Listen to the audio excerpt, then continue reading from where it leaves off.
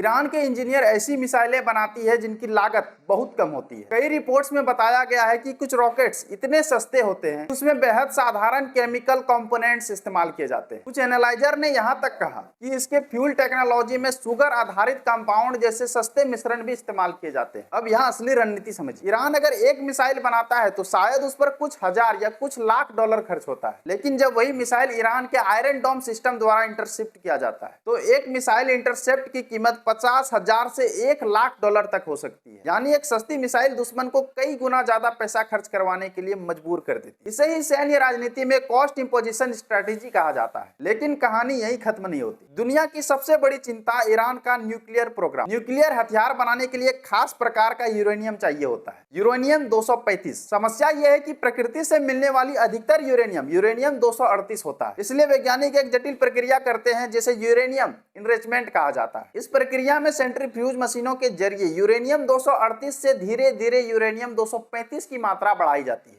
Uranium power plant के लिए लगभग 3 से 5% इनरिचमेंट काफी होता है। लेकिन अगर किसी देश को न्यूक्लियर हथियार बनाना है तो इसका स्तर लगभग 90% तक पहुंचाना पड़ता है। आज की तारीख तक ईरान 60% तक यूरेनियम एनरिचमेंट कर चुका है, यानी तकनीकी रूप से वह उस स्तर के काफी करीब पहुंच चुका है जहां से हथियार ग्रेड यूरेनियम बनाना संभव हो सकता है।